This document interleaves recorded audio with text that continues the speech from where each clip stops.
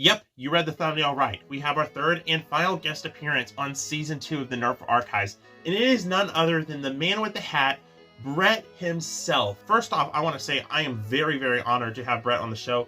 I reached out to him and asked if he'd be willing to do this episode, and he said yes. And today, he's going to be looking at one of my favorite BuzzBee blasters, the Air Warriors Panther. Now, I personally don't own this blaster anymore. I used to, but it broke. And I asked Brett if he'd be willing to cover that particular blaster, and he said yes. Again, very, very honored, but enough rambling. Let's get on with the episode.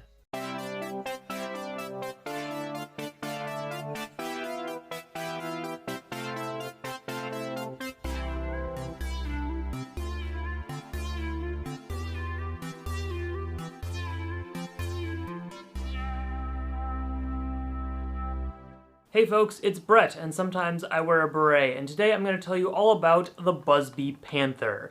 This is one of the best blasters that BuzzBee has made, and you know that's not a lie because it's an air blaster. Some of BuzzBee's best work is air-powered blasters, and it's a real shame we don't get more of them in the modern day as well.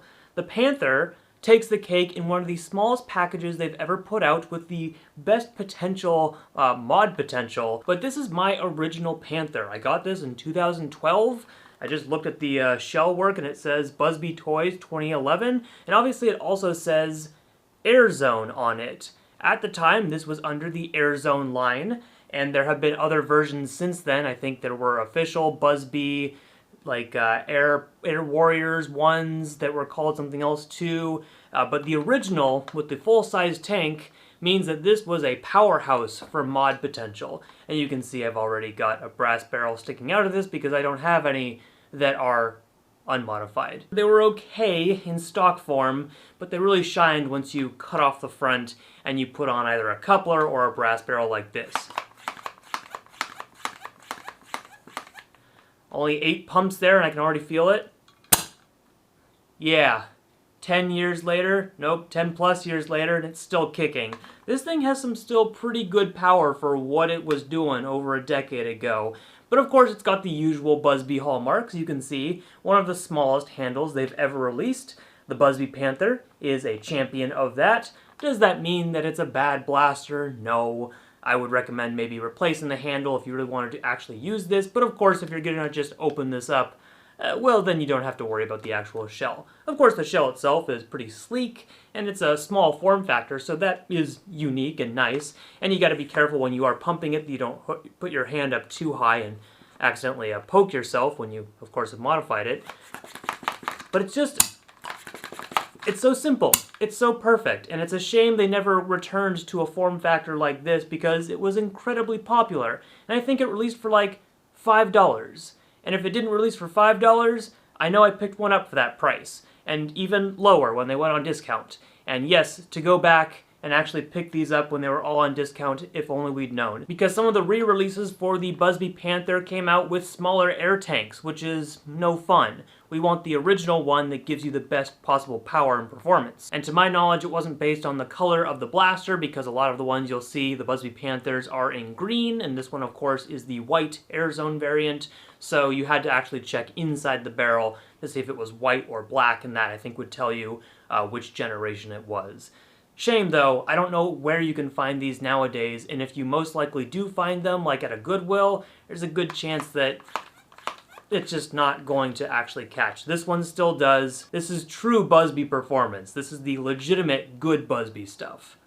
Come on, BuzzBee, you can do it. I have faith in you. I mean, it's very satisfying. Yeah, BuzzBee, do it. But what do I think of the Air Warriors Panther? Well, like I said before, I used to own one, and I owned it back when I was like a younger kid, and when I'd have Nerf wars in the backyards with my friends, and it would be like, we'd have all N-Strike blasters and stuff, and I went to the grocery store, and they had the Panther there. Really weird. And yes, it was $5. And I picked it up. It was the green version. And the crazy thing is, it outperformed every N-Strike blaster we had, and it was so cool, because I could just snipe my friends. And it was just the funnest thing ever. I also had some of my favorite darts, those black BuzzBee darts that were just really well designed. I really like those darts. I wish they'd bring them back. But I remember having so many great memories with that blaster. So I don't own one now, and I usually don't give ratings if I don't own a blaster. But for the nostalgia I have with it and for the practical uses it does have, even still today, I'd give it an amazing rating. But yeah, anyway guys, thank you so much for watching. Go check out Brett's channel. I'll have his channel tagged in the title. He's the one who has made all of those WikiHow reaction videos, which are some of my favorite Nerf videos, and just a lot of great content. His reviews are different and funny. Go check him out. Great YouTuber. Great Nerf YouTuber. Once again, thank you so much for watching, and I can't wait to see you guys in the next one. Hope you enjoyed the episode. Bye-bye. My junk drawer.